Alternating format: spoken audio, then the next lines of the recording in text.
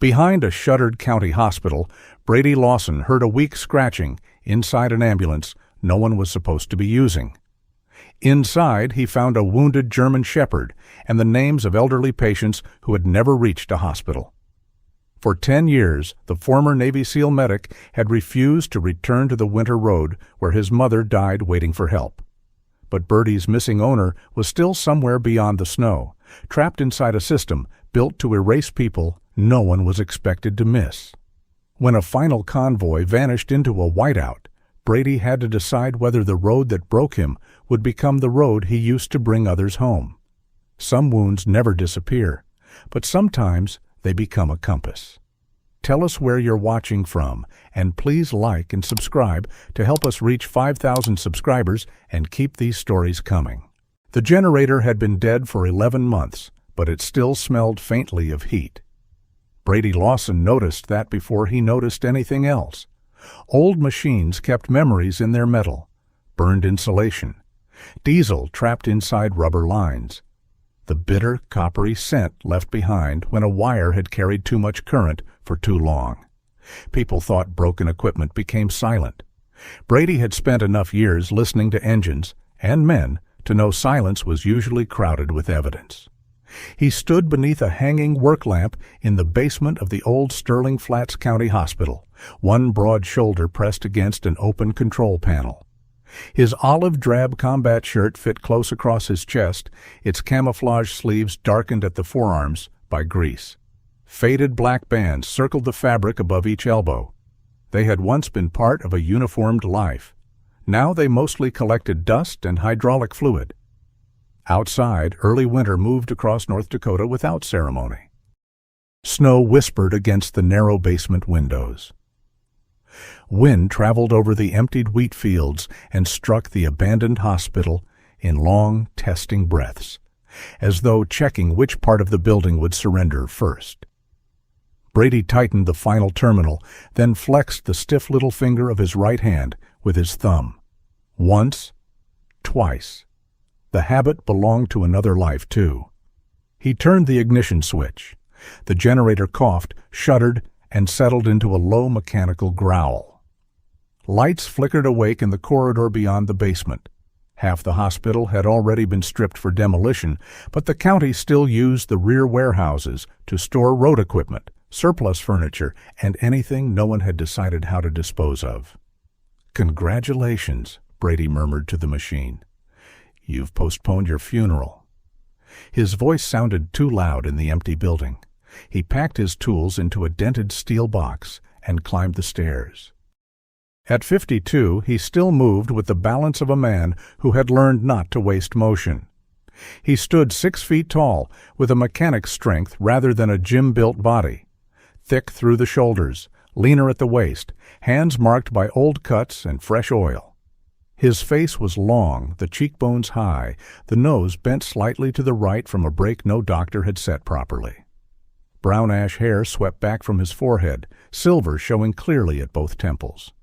A short beard, more gray at the chin than anywhere else, softened nothing in his expression. The hospital corridor ended beneath a faded sign that still read, "Maternity." Brady did not look at it for long. 10 years earlier, there had still been a nurse's station here. There had been oxygen in the walls, medication behind locked glass, and people who answered when a phone rang. 10 years earlier, his mother might have lived if the hospital had remained open, or if the county road had stayed passable, or if the power had held, or if any one of a dozen small failures had chosen another night to become fatal. Instead, she had drowned in her own lungs while snow buried the road outside their house. Brady had kept her alive for hours. That was the cruelest part. Not that he had done nothing, that he had done nearly everything. He pulled on his rust-brown canvas coat, lifted his toolbox, and headed toward the loading entrance. The county caretaker had left before sundown. Brady had the building to himself, which was the way he preferred most buildings and nearly all conversations. The first sound came as he passed the corridor leading to the maintenance garage. Scrape. Then nothing. Brady stopped. The generator hummed beneath the floor. Wind pressed against the windows. Somewhere in the building, A loose vent rattled in an uneven rhythm. Scrape. It was faint, followed by a small metallic tremor. He set down the toolbox. The maintenance garage lay behind 2 fire doors and a narrow service corridor where the lights had not fully recovered. One tube flickered above him, turning the walls alternately yellow and gray. At the far end stood a corrugated steel door secured with a chain. Brady approached slowly. The sound came again from the other side. Not a rat. Too heavy. Not shifting equipment either. The intervals were wrong. There was effort in them, followed by exhaustion. He lifted the chain from its hook. It had been looped through the handles, but not padlocked. The steel door resisted at first, frozen along its lower edge.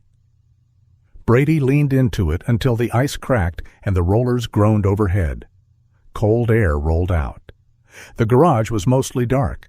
Snow had blown through a broken upper window and gathered in a pale dune along one wall. In the center sat an old ambulance. Its white paint had yellowed. A broad rectangle of mismatched gray covered the place where a company logo had once been. Both license plates were gone. The rear tires were newer than the body, their tread still sharp. Beneath the chassis, a dark crescent of transmission fluid stained the concrete. Brady smelled fuel near the driver's door. Recent. He walked around the vehicle without touching it. The rear doors were closed. One was held by a thin length of utility wire twisted through the handles. Something moved inside. A low thump struck the door, followed by a scraping sound so weak it was almost polite. Brady took out his phone and called the sheriff's office. He gave the dispatcher the location, described the ambulance, and requested a deputy. Then he cut the wire with pliers from his coat pocket. The doors opened 3 inches and stopped against something soft. Brady lowered himself, braced one boot against the bumper, and pulled carefully. A blanket slid across the floor. Behind it, 2 amber-brown eyes stared at him from the darkness. The German shepherd did not bark. She lay on her side between a broken portable ventilator and an overturned equipment case. Her coat was black and wheat gold, though dirt had dulled both colors.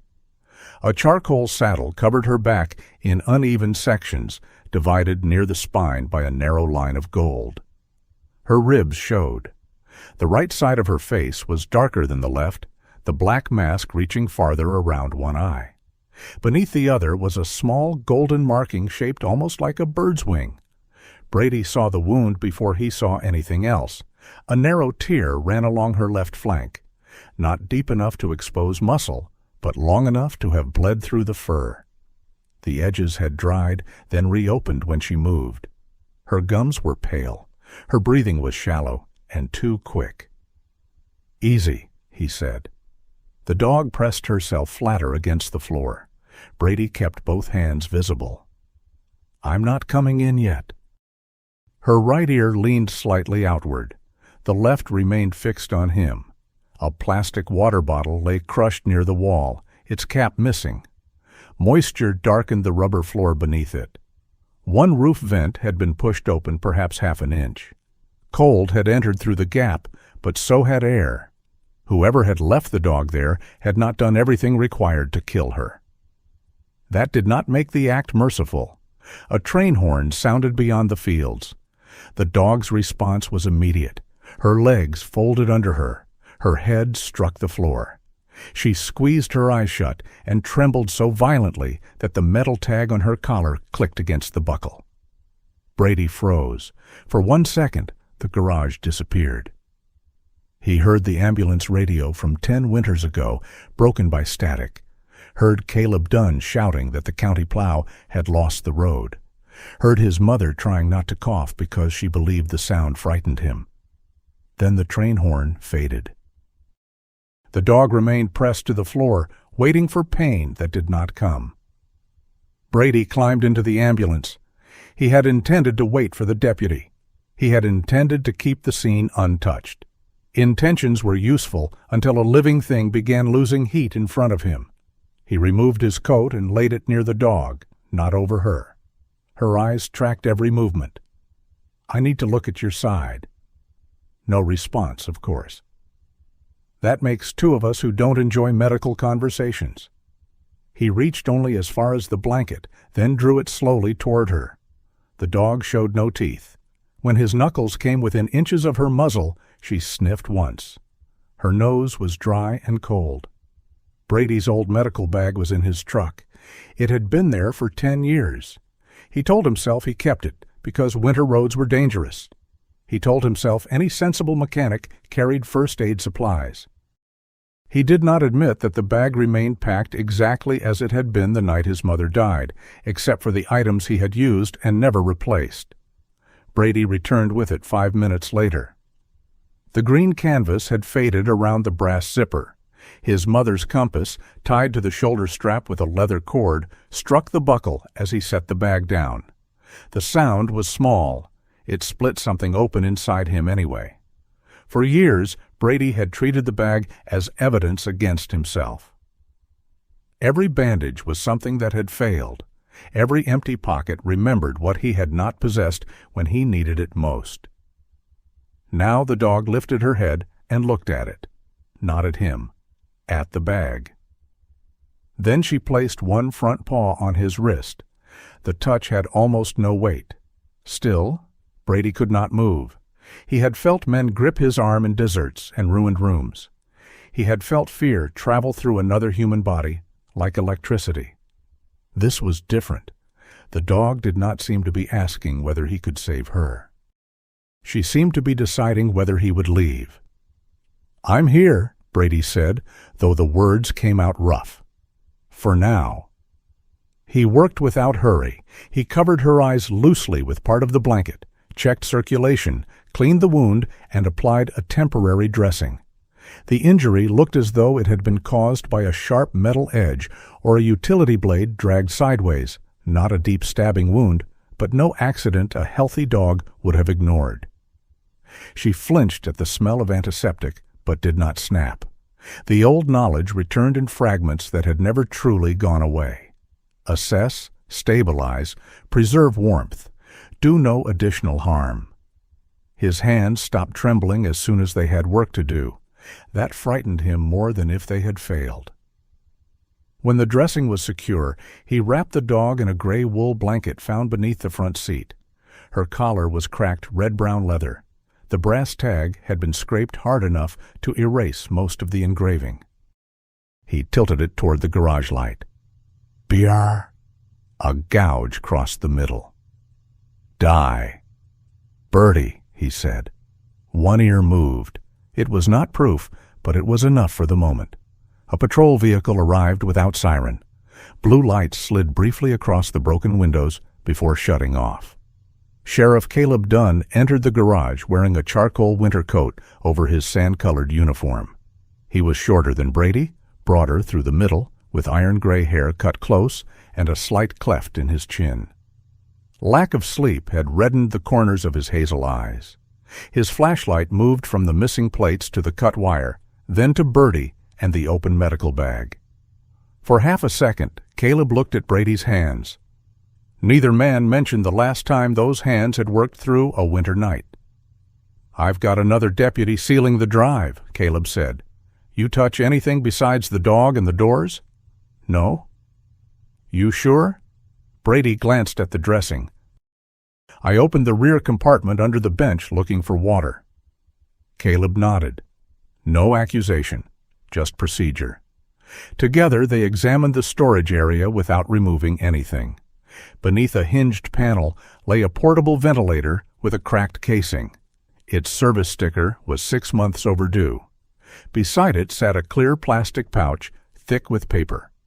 Brady angled his flashlight through the plastic while Caleb photographed the contents. Transport manifests, oxygen logs, copies of transfer orders, internal billing sheets, 17 patients. Every line ended with some version of the same phrase, transferred safely. Several destination addresses meant nothing to Brady. Others did. One belonged to a nursing facility that had closed years earlier. 3 signatures, supposedly from different receiving staff members, leaned at the same angle and ended with the same hooked stroke. Brady checked the times. The ambulance was listed as carrying one patient privately at 8:10 p.m. in a town 60 miles east, then another at 8:35 in Sterling Flats, then a third at 8:47 70 miles north. "That truck would need wings," he said. Caleb's mouth tightened. "Or paperwork that doesn't care where it's been." He called the state health department and requested an investigator. Then he instructed the arriving deputy to preserve the ambulance as a possible crime scene. As the plastic pouch was lifted from the compartment, Birdie raised her head. Her nostrils moved. She struggled to stand, slipped, then pulled herself across the blanket toward Caleb's gloved hands. Inside the pouch were several patient identification cards. Birdie pawed at the plastic once, then again. Caleb lowered it without opening it. The dog scratched frantically at one card near the center and let out a sound Brady had not yet heard from her, not a growl, not a bark, but a broken, breathless whine. The card showed an older man with a broad forehead, tired brown eyes, and a short silver mustache. A red scarf was visible at the collar of his coat. Brady read the printed name beneath the photograph: Daniel Price. Birdie pressed her nose against the plastic and closed her eyes. This time, when the distant train sounded, she did not flatten herself against the floor. She stayed beside the photograph. Birdie disliked the examination table. She did not fight it. Fighting required trust in the usefulness of resistance, and Birdie seemed to have misplaced that somewhere before Brady found her. Instead, she made herself heavy. All 70-odd underfed pounds of her settled against Brady's thigh, while Dr. Hannah Voss tried to inspect the dressing along her left flank. The town veterinarian was a compact woman in her late 50s, with close-cropped silver hair, strong forearms, and the patient expression of someone who had been bitten by frightened animals and disappointed by confident people. "She's not aggressive," Hannah said. "No. She's deciding whether we are." Brady rested one hand against Birdie's shoulder. Beneath the wheat-gold fur, the dog's muscles remained taut. Her darker right-side mask gave her watchful face an uneven gravity, as if one half of her had already seen more than the other. The clinic occupied a converted feed store on the west edge of Sterling Flats. The walls smelled faintly of disinfectant, dog shampoo, and old grain. Outside, snow moved sideways across the parking lot. Inside, a terrier barked from the boarding room with the outrage of a creature personally offended by winter. Hannah lifted the edge of the bandage. "You cleaned this well?" Brady said nothing. She glanced at him. That was not a question. "The wound is shallow. So is a paper cut, and people complain about those for days." Birdie's right ear tilted outward slightly. Brady could not tell whether the dog approved of Hannah or merely found her less objectionable than the steel table. The veterinarian examined the tear, checked Birdie's temperature, then looked at her gums. "Mild dehydration, early hypothermia, probably corrected before it became dangerous. She needs antibiotics, fluids, food in small portions, and quiet." "Quiet I can manage." Hannah looked toward the clinic window, where a county plow scraped past with a metallic howl. "In Sterling Flats? That may be the only thing we have in surplus." She reached for the microchip scanner. Birdie flinched when the device passed near her neck, but Brady kept his palm still. The scanner chirped. Hannah read the number twice, then entered it into the registry. The computer took several seconds. When the result appeared, Hannah's expression changed, not dramatically, but enough for Brady to notice. "Her registered name is Birdie," she said. "Owner is Daniel Price, 61. Address is 12 miles northeast of town." Brady looked at the dog. Birdie had lowered her head, but at the sound of the name Daniel, her eyes lifted. Hannah noticed that too. "Emergency contact is Evelyn Price," she continued. "Same last name, different address." "Can you call her?" "Sheriff already did." Caleb entered through the rear door before Hannah finished speaking. Snow dusted the shoulders of his charcoal coat. He carried a manila folder under one arm and a paper cup in the other, though from the smell Brady suspected the coffee had died some time before sunrise. "Daniel Price has been listed as missing for 7 weeks, Caleb said. Hannah stopped typing. Brady's hand remained on Birdie's shoulder. "Listed where?" "Not locally." The answer irritated him before Caleb explained it. Daniel's sister lived in Fargo. She had reported him missing after North Star Patient Transit stopped returning her calls. Because the original transport paperwork claimed Daniel had been moved to a hospital in Minot, the complaint had bounced between jurisdictions, first to Minot Police, then to a county social services office, then back toward Sterling Flats when the hospital denied admitting him. No one had opened a criminal case because the document suggested a medical transfer, not a disappearance. A man had vanished inside the folds of paperwork. Brady looked down at Birdie. She was watching the clinic door. "His sister is coming," Caleb said. "She left Fargo before dawn." "How long?" 3 hours, maybe more in this weather." Brady's jaw tightened. Caleb read the reaction correctly. "I know." "No, you know the file." "I know what happens when every office thinks the next office owns the problem." The room went quiet, except for the slow drip of fluid into Birdie's foreleg. Caleb set the folder on the counter. "I checked the ambulance's vehicle identification number. It belongs to North Star. They reported it decommissioned 8 months ago." "The tires weren't 8 months old," Brady said. "No, neither was the diesel in the tank." "And the records?" "Secured. State Health Department has been notified. So has the Medicaid fraud unit." Brady waited. Caleb gave him the part he did not want to hear. "Right now, the paperwork shows billing fraud and false destinations. It does not yet prove North Star abducted anyone. Daniel never reached Minot. That proves he did not reach the place named on one form." Birdie shifted beneath Brady's hand.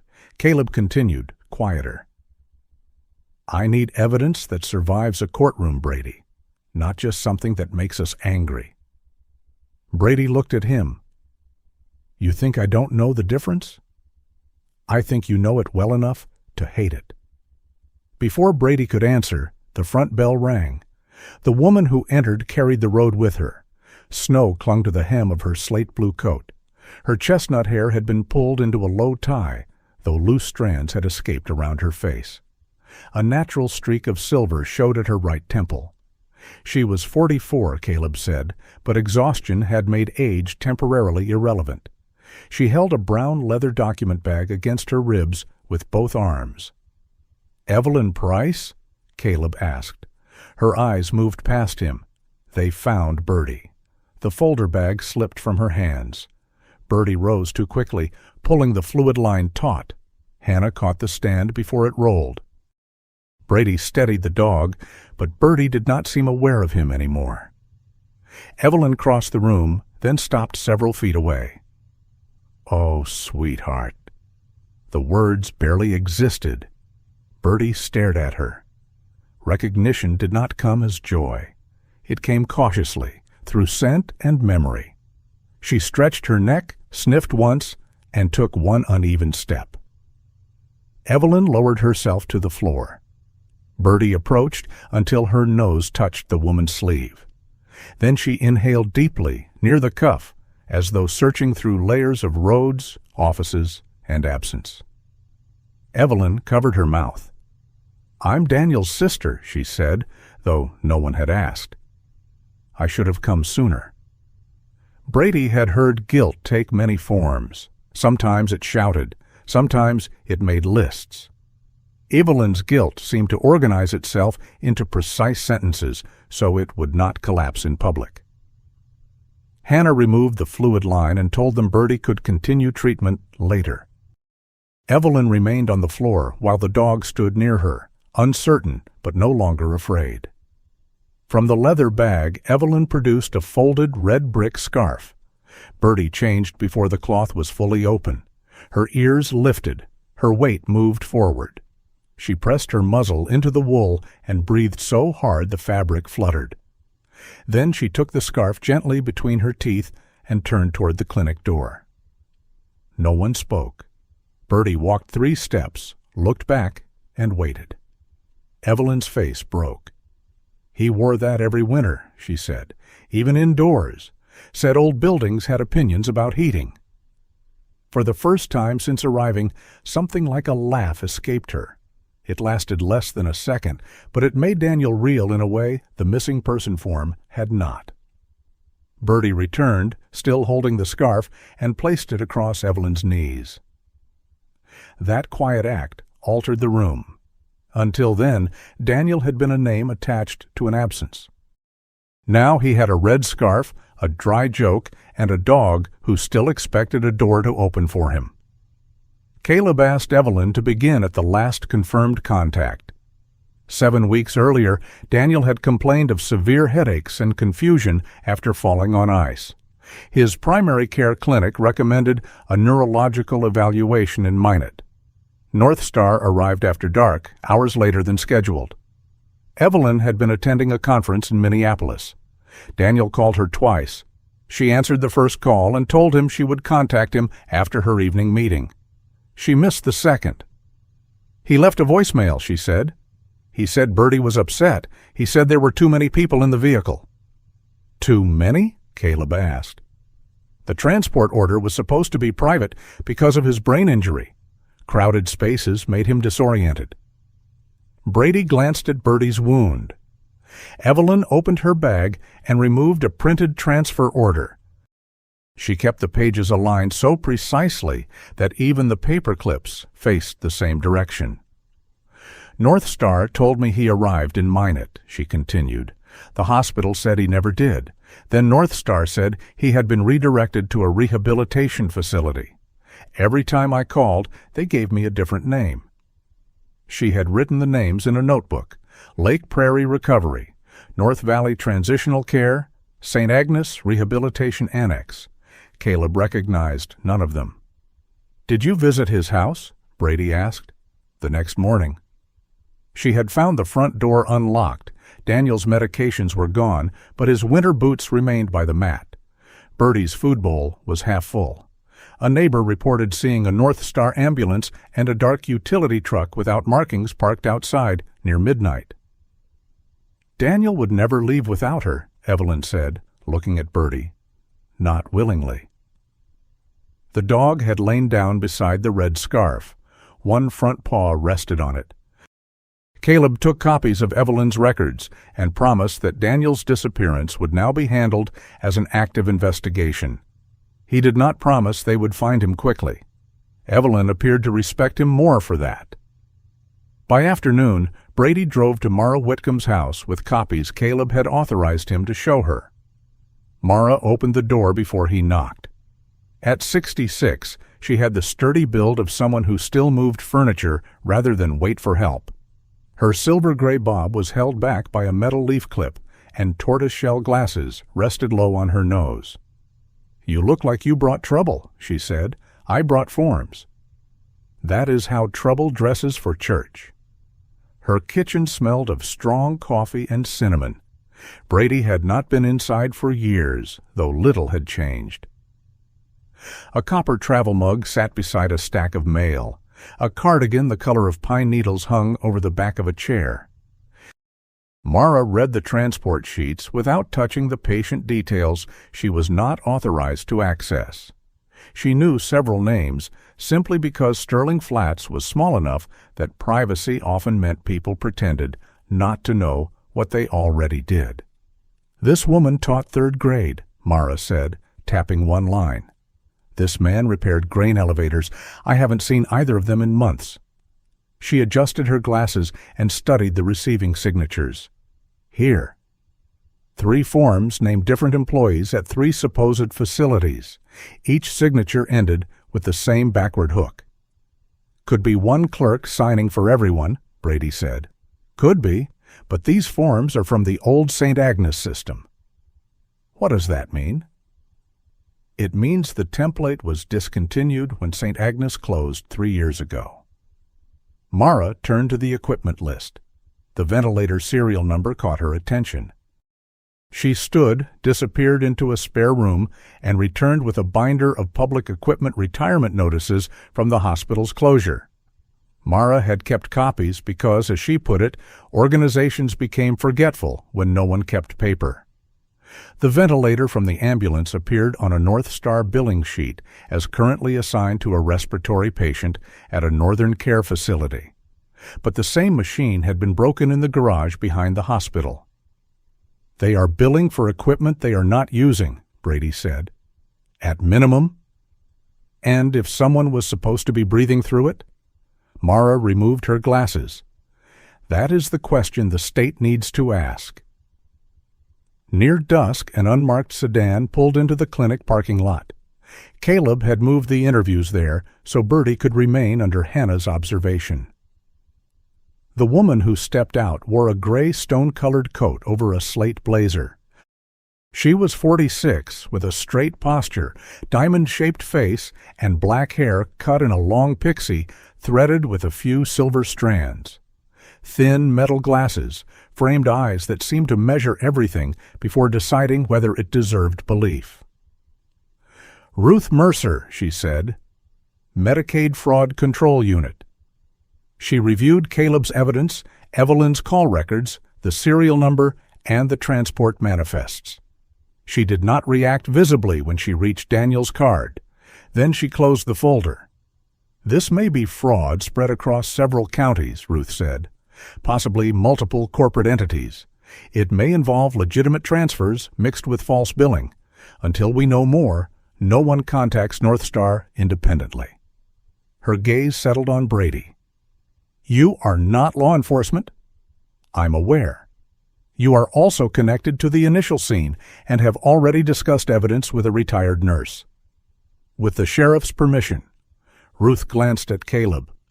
"That does not make you an investigator." Brady looked through the clinic window. Evelyn sat beside Birdie on the floor, the red scarf between them. The dog's nose rested on the wool, but her eyes remained fixed on the door. "I don't want to be an investigator," Brady said. Ruth waited. He turned back to her. "I want to know why a wounded dog was locked inside an ambulance carrying the names of people who arrived nowhere." For the first time, Ruth's expression shifted. Not agreement. Recognition. She opened the folder again. Ruth Mercer found Wesley Rourke through a fuel receipt. North Star had declared Ambulance 14 out of service 8 months earlier, but the vehicle identification number remained attached to a commercial fuel account. 3 weeks before Brady found Birdie, someone had purchased diesel at a truck stop outside Devil's Lake. Security footage showed a thin man in a dark bomber jacket standing beside the ambulance while snow blew across the pumps. The company card identified him as W. Rourke. By noon, Ruth had his employment history, driver's certification, pharmacy records obtained through the proper warrant, and a current address above a coin-operated laundry in Sterling Flats. By 2, the apartment was empty. "He knows we're looking," Caleb said. They stood inside the sheriff's office conference room, where copied manifests covered half the table. Ruth remained in her slate blazer, despite the overheated building. Her thin metal glasses rested beside an open laptop. "Or he knows North Star is looking," she replied. Brady leaned against the wall rather than take a chair. Birdie was with Evelyn in the office next door, where Hannah had allowed the dog to rest between treatments. Through the wall came the occasional tap of claws against linoleum. "What do you know about him?" Brady asked. Ruth rotated the laptop. Wesley Rourke, 38, former volunteer firefighter, commercial driver. Emergency medical responder certification expired 2 years earlier. Divorced. 1 daughter, age 9. 2 arrests for possession of medication without a valid prescription, neither resulting in prison. Currently enrolled in an outpatient recovery program. A photograph showed a narrow face, pale blue eyes, and dark blonde hair cut unevenly above the ears. His right shoulder sat slightly lower than the left. "Back injury during a grain elevator fire," Caleb said. "A roof section came down while he was helping pull out another firefighter." "He was prescribed opioids afterward," Ruth added. "The prescriptions continued longer than they should have. North Star hired him after his second arrest." Brady studied the photograph. Companies liked men like Wes, injured enough to be grateful, ashamed enough to accept poor treatment, frightened enough to confuse employment with rescue. "Will he run?" Brady asked. "He has nowhere useful to go," Ruth said. "That does not mean he will come willingly." He did not. For 6 hours, Ruth called his attorney, his recovery counselor, and the number listed for his mother. Caleb sent deputies to the bus depot and the truck stop. By evening, the wind had strengthened, blowing loose snow in silver ribbons across Main Street. Then the station's front door opened. Wes entered alone. His black bomber jacket was too large for him, as though it belonged to the healthier version of himself. Beneath it, he wore a gray hoodie with frayed cuffs. He held a paper coffee cup in both hands, but no steam rose from it. A pale blue recovery program band circled his wrist. "I'm not answering questions without a lawyer," he said. Ruth closed the file in front of her. "That is your right." "I didn't steal the ambulance." "No one said you did." "You were about to." Ruth watched him with the stillness of someone unwilling to help another person build his own trap. Wes rubbed his thumb along the edge of one fingernail. Brady noticed the gesture. So did Ruth. Caleb asked him to wait in the interview room. Before Wes could reach it, a door opened behind the reception desk. Evelyn stepped out with Birdie on the slate blue leash. The dog had been moving carefully all day, favoring her injured side. At the sight of Wes, the hesitation vanished. Birdie stopped, her head lowered, the fur along her shoulders lifted. A sound formed deep in her chest, not loud, but so controlled that everyone in the room heard it. Wes went white. The paper cup buckled between his hands. "I didn't cut her," he said. No one had accused him of that either. Evelyn tightened her grip on the leash, but Birdie did not lunge. She stood between Evelyn and Wes, her weight forward, amber brown eyes fixed on him. Wes looked at the dressing on her flank. Oh, God! Brady stepped into his line of sight. "You know the dog." Wes's gaze moved toward him and then away. "I know a lot of dogs. Her name is Birdie." The cup made a small crackling noise. Ruth rose. "Mr. Rourke, you are free to leave. You are also free to remain silent, but if you choose to speak, your attorney can be present." Wes looked toward the front door. Birdie growled again. This time, the sound was not a threat. It was recognition. Wes closed his eyes. "Call the lawyer," he said. The attorney joined by video from Fargo 40 minutes later. Wes sat at one side of the interview table, his cold coffee placed untouched beside him. Ruth and Caleb sat opposite. Brady had no official reason to be inside, so he remained behind the observation glass with Evelyn. Birdie lay at Evelyn's feet, but her head stayed raised. At first, Wes admitted only what could already be proven. Yes, he had driven Ambulance 14. Yes, North Star continued using it after declaring it retired. Yes, the company grouped patients together while billing some transports as private. They said it was temporary, Wes explained. Winter staffing, too many calls, not enough vehicles. Ruth's voice came through the speaker. "And the false destinations?"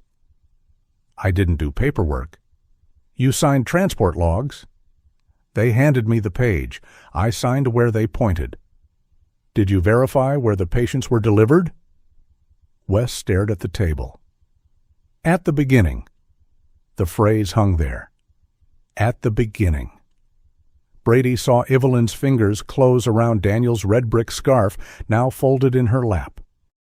Wes described North Star's system slowly, as if shame had to be carried out one piece at a time. The company contracted with hospitals, clinics, nursing homes, and county agencies to transport patients who did not require emergency ambulances. Some needed oxygen. Others had limited mobility, dementia, or no family close enough to drive them. North Star created affiliated winter care residences for patients awaiting placement. On paper, they were temporary rehabilitation homes. In reality, they included aging motels, repossessed farmhouses, and nursing facilities whose licenses had expired. Each patient generated several separate charges: transport mileage, attendant care, oxygen use, equipment rental, overnight supervision. If one person rode with 3 others, West said, they could still bill like each patient had a separate vehicle. And if the destination did not exist? Ruth asked. They used another company name. There were a lot of names. Wes's right shoulder shifted lower as his back tightened. He pressed one palm against the chair. North Star gave you medication? Ruth asked. His face closed. The attorney advised him to answer only if he chose. After a long pause, Wes nodded. Not officially. Never on payroll records. A supervisor named Cole Varden kept pills in an unlabeled bottle. Drivers who took additional routes received enough to continue working. Drivers who complained lost shifts or were reported for arriving impaired. Wes told himself he had accepted the job because he needed money for child support payments. Later, he told himself he stayed because withdrawal would make him dangerous behind the wheel. Eventually, the excuses became too tangled to separate from the truth. When did you realize patients were being held against their wishes? Ruth asked. I didn't know that. Birdie's head rose higher behind the glass. Ruth did not change her tone. When did you begin to suspect it? Wes stopped rubbing his fingernail. The room seemed to narrow around the silence. There was an old woman at a place outside Rugby, he said. She kept asking to call her son. The manager said she was confused and her son was dead. Then I heard her give another patient a phone number from memory. What did you do? I left. Evelyn flinched as if the word had touched her. Wes continued before anyone could ask. I left water by her bed. I told myself that mattered. Brady turned away from the glass. He understood the arithmetic of cowardice. One bottle of water added to one abandoned person could be made to resemble mercy if a man looked from far enough away. Then Wes said Daniel's name. The transport had begun at Daniel's house shortly after 10 at night. The private transfer order listed 1 passenger, but 2 elderly women were already inside Ambulance 14. Daniel immediately objected. He wanted to know their names, their destinations, and why neither had an attendant. Birdie entered the vehicle with him. She wouldn't leave his leg, Wes said. He kept one hand on her collar and the other on the rail. He was confused about the date, but not about what was happening. Daniel noticed that the road signs did not point toward Minot. He began reading every highway marker aloud so he would remember the route. At a fuel stop, one of the women whispered that her telephone had been taken. Daniel helped her hide an old prepaid phone inside the lining of her coat. He also wrote part of the ambulance plate number on the back of a receipt. He was trying to keep track, Wes said, like he knew his memory might fail him later. Evelyn looked down. That sounds like Daniel, she whispered. The transport ended at an old roadside motel operating under the name North Valley Transitional Care. Daniel refused to enter until someone explained where the patients were being taken. Cole Varden arrived in the utility truck. The manager ordered Birdie separated from Daniel. One worker pulled at her collar while Varden used a utility knife to cut the restraint strap from a wheelchair blocking the aisle. Birdie lunged when Daniel was shoved. Varden swung his arm. The blade or the exposed metal edge caught Birdie's left flank. She yelped once, Wes said. Just once. Birdie's ears moved at the sound of his voice through the wall speaker. Daniel struck Varden and tried to reach her. The staff called him violent and unstable. They loaded him into another vehicle with 3 patients. Wes never saw where that vehicle went. Birdie was shoved back into Ambulance 14. "What were your instructions?" Ruth asked. "Take the ambulance to the old county garage. Someone would collect it before morning." "And the dog?" Wes stared through the observation glass, though he could not see clearly into the darkened room. "They said Varden would deal with her." The word deal remained in the air like an odor. Brady pushed through the observation room door before Caleb could stop him. Ruth looked up sharply. "Brady." He ignored her and faced Wes across the table. "You put her in that vehicle." Wes's eyes flickered toward him. "Yes." "You knew Daniel had been taken somewhere else." "Yes." "You knew someone might come back for her." Wes swallowed. "Yes." Brady planted both hands on the table. The curved white scar on his left hand stood out against his skin. "And you walked away." "I hid the records." "That wasn't my question." "I left water." "That wasn't my question either." Wes's face tightened, but he did not defend himself. "No," he said. "I drove the ambulance to the garage. I put the paperwork under the floor. I left the bottle open because she couldn't work the cap. I pushed the roof vent up." His voice failed, then returned. "And I walked away." Brady wanted a villain. A villain would have been easier. A villain could be hated cleanly, without recognizing anything human in him. But Wes sat with a recovery band around his wrist and a dead cup of coffee near his hand, looking less like a monster than a man who had failed one small decision at a time until the failures became a road. That did not make him innocent. It made the truth harder to carry.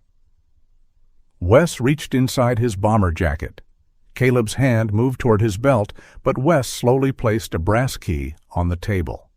A rectangle of blue plastic hung from it, marked with faded white numbers. "North Star Storage Warehouse," he said. "South of town, behind the fertilizer depot. Varden kept equipment there. Files, too, sometimes." Ruth photographed the key without touching it. Wes then asked for one of the copied manifests. His finger stopped beside a code written in the margin of several entries. MR6. "What does it mean?" Ruth asked. "Mercy Route 6. That's what dispatch called it." "Where does it go?" "They changed the destination." "Who was assigned to it?" Wes shook his head. "Not a driver, a type of patient." He looked toward the dark glass again. "People with no family waiting at the other end." Ruth's expression hardened. "How was that determined?" The file listed whether anyone called, whether someone visited, whether there was a guardian. Evelyn's breath caught. Wes lowered his head. MR6 meant no active family oversight. The interview ended after Ruth arranged protective conditions for his cooperation. Wes would not be allowed to disappear again. He would also not be treated as a hero for finally telling the truth. Outside, night had covered Sterling Flats. Brady took Birdie home because Hannah believed familiar quiet would be better than another night in the clinic. Evelyn offered to stay, but Brady told her to sleep at the motel. She had been awake for nearly 2 days. Birdie lay on a folded blanket in the passenger footwell of Brady's truck. Daniel's scarf rested beside her. An ambulance passed them near the county road. Its siren rose suddenly, cutting through the cab. Birdie folded inward. Her claws scraped the rubber mat. The muscles beneath her coat began to shake. Brady pulled onto the shoulder and stopped. He did not reach for her. He switched off the engine and sat with both hands resting on the steering wheel while the siren moved farther away. For several minutes, Birdie remained curled against the door. "Wes ran," Brady said, into the dark cab. "Different road, same direction." Birdie's breathing stayed fast. "I did it longer." The admission did not arrive dramatically. There was no revelation in it, only a tired accuracy. For 10 years, every time someone asked me to join the winter patrol, I found a reason not to. Every time an ambulance passed, I told myself it had nothing to do with me. Birdie lifted her head. Brady looked through the windshield at the empty road. I left the vent closed. The dog watched him for a moment, then crossed the narrow space between them. She did not place her paw on his wrist as she had in the ambulance. Instead, she lowered herself carefully and rested her head against his boot. Brady remained still. Outside, the last echo of the siren disappeared into the snow. Inside the truck, neither of them pretended it had never sounded. The warehouse did not look like a place where people disappeared. It looked like a place where things waited to be forgotten. North Star's equipment depot stood behind a fertilizer distributor south of Sterling Flats, a low corrugated building with frost clouding its narrow windows. Ruth Mercer arrived with a signed warrant, 2 state investigators, Caleb Dunn, and a county evidence technician. Brady remained outside the taped boundary until Ruth asked him to identify the medical equipment he had seen in Ambulance 14. That distinction mattered to her. "You observe," she told him. "You do not search." Brady nodded. "I know the difference." Ruth held his gaze for another second, perhaps remembering how often people claim to understand a boundary while stepping across it. Inside, the warehouse smelled of cold rubber, dust, and the stale sweetness of leaking oxygen tubing. Rows of wheelchairs stood beneath plastic sheets. Some had their serial plates ground away. Oxygen cylinders lay chained along one wall, many past inspection dates. Cardboard boxes held patient wristbands, disposable masks, transfer envelopes, and medication cups with names written in fading ink. None of it looked dramatic by itself. That was what made it worse. A single expired cylinder might have been neglect. A missing serial number might have been sloppy inventory. But hundreds of small irregularities, arranged neatly on shelves, formed something larger than carelessness. Ruth opened a locked office with the brass key Wes had provided. Behind the desk, investigators found billing ledgers, fuel logs, and printed spreadsheets marked with the code MR6. The designation appeared beside dozens of names. Some entries included a handwritten column labeled Contact Frequency, Daily, Monthly, None Verified. The last category appeared most often beside MR6. Evelyn stood behind the observation line, her arms folded tightly across her coat. They measured how often families called. Marudi, Ruth did not soften the answer. "It appears so." Another ledger connected North Star payments to a consulting company called Prairie Continuity Solutions. Ruth traced the company to Nadine Creel, a 49-year-old hospital discharge coordinator whose name appeared on multiple transfer approvals. A photograph in the personnel file showed a woman with a precise ash-blonde bob, pearl earrings, and the composed expression of someone who had built a career out of appearing dependable. She had access to intake records, Ruth explained, emergency contacts, guardianship status, visit history. She gave North Star the people no one would notice, Evelyn said. She identified people less likely to have immediate oversight, Ruth corrected, though her face had hardened. We still have to prove intent. Brady looked at the MR6 column. Language had always been useful to institutions. It could turn hunger into nutritional deficiency, abandonment into placement delay, and a lonely human being into a low-contact file. On a desk near the back wall, investigators found invoices for 3 patients billed for the same oxygen concentrator on the same day. Another folder showed North Star collecting care payments for 2 patients weeks after their recorded deaths. The machine from Ambulance 14 was there too, not physically, but by serial number. According to the ledger, it was still operating at a northern facility. Beside the number, someone had written a location in pencil. Mercy Ridge. The name referred to an old mining settlement near the Turtle Mountains, though mining had never lasted there long enough to justify the title. Most residents had left decades earlier. What remained was a fuel station, a church used twice a month, 6 occupied houses, and a roadside motel renamed 3 times since its last legitimate inspection. Ruth requested an emergency administrative inspection and law enforcement support. The state health department confirmed that no licensed care facility existed at the listed address. They left before dawn the next morning. Brady joined the convoy at Caleb's request, not Ruth's. The county rescue unit needed someone familiar with the service roads leading into Mercy Ridge, where drifting snow often buried the main approach. Brady rode in a utility vehicle behind the state police. Birdie traveled with Evelyn in Caleb's heated SUV. Hannah had objected at first. The wound was healing, but Birdie was not ready for strain. Evelyn promised the dog would remain leashed and away from any active rescue. Brady had agreed.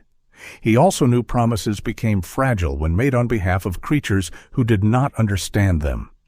Mercy Ridge appeared slowly through the morning haze. First the rusted water tower, then the church steeple. Finally, the motel, a 2-story structure wrapped around a parking lot where weeds pushed through old asphalt beneath the snow. The sign above the office read, "North Valley Transitional Care." Someone had painted the words over the faded outline of a motel name. There were no ambulances outside, no marked medical vehicles. Only 3 passenger vans, one with its rear windows covered from within. State officers entered first. A manager in a green sweater insisted the building housed temporary residents awaiting placement. He produced photocopied licenses bearing numbers that belonged to unrelated facilities. Then a woman screamed upstairs, not from fear, from lack of air. The inspection became a rescue. Brady entered only after Caleb called for medical assistance. The hallway smelled of kerosene heaters, urine, boiled vegetables, and too many bodies in too little warmth. Extension cords crossed the carpet.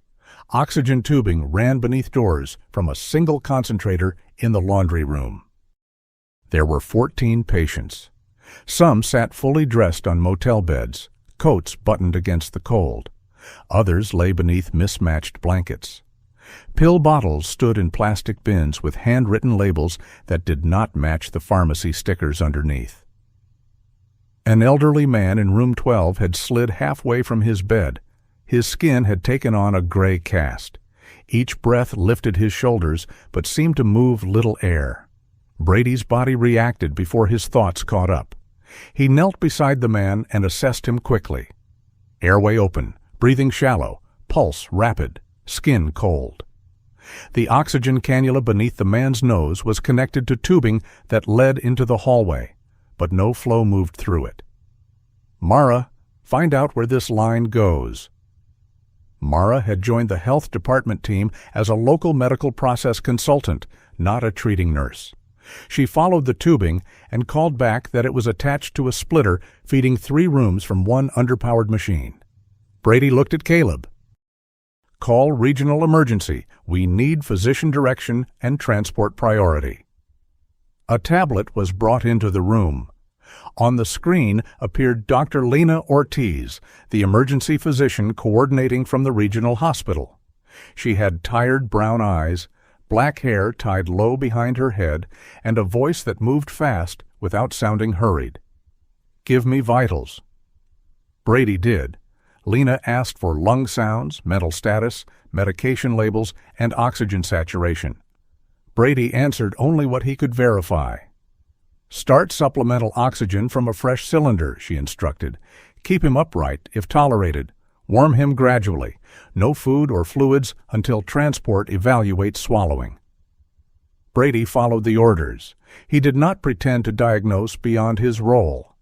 The habits of field medicine returned cleanly. Establish what was failing, prevent it from worsening. Buy time for higher care. The man's name was Arthur Pike, 71. When Brady said it aloud, Arthur's eyes opened. "Not mine," he whispered. Brady leaned closer. "What isn't yours?" "The pills." A plastic cup on the nightstand held 3 tablets without labels. Brady moved it out of reach and told the evidence technician to photograph it. Arthur's breathing improved slightly on proper oxygen, but the monitor began sounding when his saturation dropped again. The electronic beeping struck Brady differently than the train horn or an ambulance siren. Those sounds approached from outside. This one came from beside a bed. For an instant, room 12 became his mother's bedroom. The small oxygen machine, the powerless wall outlet, her hand moving weakly across the blanket as she tried to reassure him. Brady heard Lena calling his name through the tablet. "Lawson, stay with me. What changed?" He forced his eyes back to Arthur. Respiratory effort increased, saturation falling. "Recheck the connection." The cylinder regulator had iced at the fitting. Brady replaced it with another from the rescue kit, confirmed flow, and stabilized Arthur until paramedics arrived. Only after the stretcher left did Brady realize his shirt was wet beneath his coat. He stepped outside. The cold struck hard enough to feel useful. He reached the side of the rescue truck before his stomach turned. When it was over, he remained bent with one hand against the metal panel, breathing through his nose. Mara came out carrying her copper travel mug. She did not touch him. She did not say his mother would have been proud, or that everything happened for a reason, or that saving Arthur somehow repaired what had happened 10 years ago. Instead, she stood beside him and watched snow collect along the tire. "You were afraid in there," she said. Brady wiped his mouth with the back of his glove. "Excellent clinical observation. I was an emergency nurse for 38 years. I'm occasionally useful." He straightened slowly. "The sound got to me." "I know. I nearly missed the regulator." "But you checked it." "After Lena had to call me back." Mara drank from the mug. "Fear does not make your hands useless, Brady. It means they belong to a person." He looked toward the motel. "They used to be steadier." "No," Mara said. "You used to have fewer ghosts watching." Inside, the rescue continued, room by room. Evelyn brought Birdie through the lobby, only after the officers confirmed the building was secure. The dog wore her olive drab harness and moved slowly, the healing wound still limiting her stride. Birdie did not search wildly for Daniel. She moved with her nose low, pausing at doorways, breathing in old clothing, medicines, bleach, and unfamiliar fear. Several patients watched her pass. In room 8, an 83-year-old woman named June Bell refused to leave her bed. She had severe hearing loss and could not understand the masked responders surrounding her. Every hand reaching toward her made her shrink against the wall. Evelyn tried writing instructions on a notepad. "Safe. We are moving you to a hospital." June read the words, shook her head, and pulled the blanket tighter. Then she saw Birdie. The old woman's expression changed, not into recognition, but into something less guarded. She held one hand low beside the bed. Birdie looked at Evelyn. Evelyn loosened the leash. The dog approached without climbing onto the mattress. She lowered her head beneath June's fingers and waited. June touched the golden fur beneath Birdie's left eye. "There you are," she said, though it was unclear whom she meant. Birdie rested her chin on the woman's lap. The room became quieter. A paramedic showed June the stretcher and let her keep one hand on Birdie's harness while they helped her stand. Birdie walked beside her as far as the motel entrance, then stopped when the leash reached its limit. For the first time since Brady had found her, the dog had allowed herself to belong to someone else's fear, not forever. Only long enough to help carry it. In the former dining room, officers found Walter Greeley, 78, sitting beside a window with a wool cap pulled over his ears. He had once taught history at a high school near Rugby. Even in borrowed clothes, he retained the posture of a man accustomed to waiting for a room to become quiet before speaking. Walter refused transport until someone listened to him. Ruth sat across from him. "Tell me about Daniel Price." Walter's eyes moved toward Birdie in the hallway. "That is his dog." Evelyn stepped closer. "You knew my brother?" He kept count. "Of what? Drivers? Turns? Road signs? People?" Walter explained that Daniel had arrived confused but observant. He repeated names aloud so he would not lose them. He helped patients remember which medications belonged to them and objected whenever staff removed phones. After Daniel struck the manager who had hurt Birdie, staff separated him from the dog and locked him in an office. The following morning, 3 patients were loaded into a dark van with Daniel. "Where did they go?" Ruth asked. Walter closed his eyes. "I don't know the name. I heard 2 workers arguing. One said the North Place was full. The other said to use the rail house." "Did you see anything?" "A water tower." "What kind?" "Round roof, like a bell." He drew the shape in the condensation on the window. "And railroad tracks," Walter added, "close enough that the glasses shook when a freight train passed." Ruth photographed the drawing. Outside, one of her investigators called from the warehouse in Sterling Flats. North Star's administrative servers had gone offline. Remote backups were being deleted. Vehicles assigned to 2 northern addresses had left their registered routes within the last hour. Ruth ended the call and looked toward the motel parking lot, where patients were being loaded into real ambulances one by one. The weather radio crackled from Caleb's shoulder. A whiteout warning had been issued for the northern counties. Heavy wind would arrive by evening, followed by rapidly drifting snow and near-zero visibility. Brady looked past the motel toward the pale horizon. Somewhere beyond it stood a water tower shaped like a bell. Somewhere near it, a train passed close enough to shake the glass. And North Star had begun moving the people who could still tell anyone where they had been. The storm was still 80 miles away when Sterling Flats began preparing as though it had already arrived. Snowplows lined up beside the county garage. Fuel cans were filled and tagged. Volunteer firefighters carried blankets, tow chains, and portable radios into vehicles that had spent most of the year waiting for grass fires and highway collisions. Above them, the sky remained deceptively pale. Brady had always mistrusted a quiet sky before a blizzard. The plains did not warn people with mountains of cloud. Sometimes the horizon simply disappeared, one thin layer at a time, until a person realized the world had been erased around him.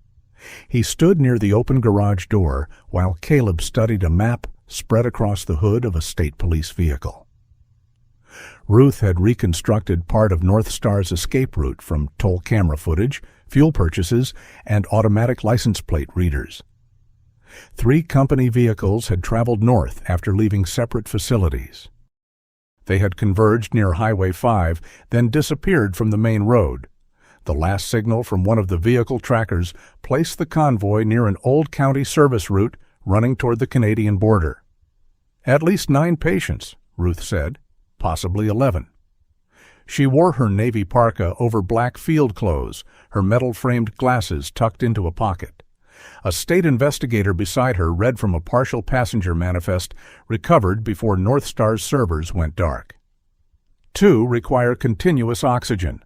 1 has a tracheostomy and may require assisted ventilation. 3 have limited mobility. Ages range from 64 to 88.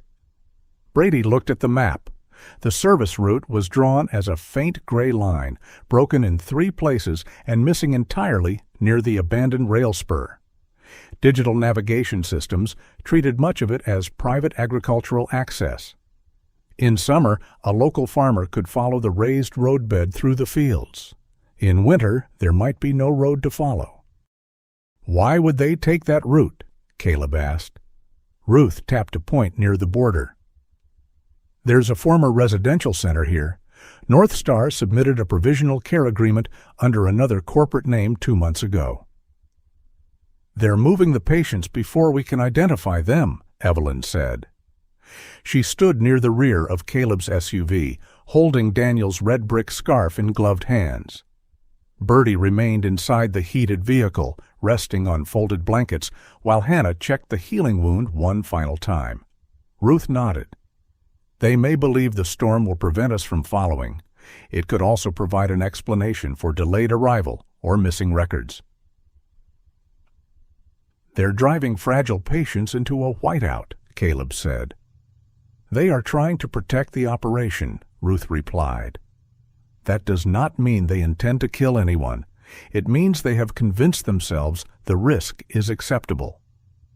Brady had seen that kind of reasoning before. No one chose disaster all at once.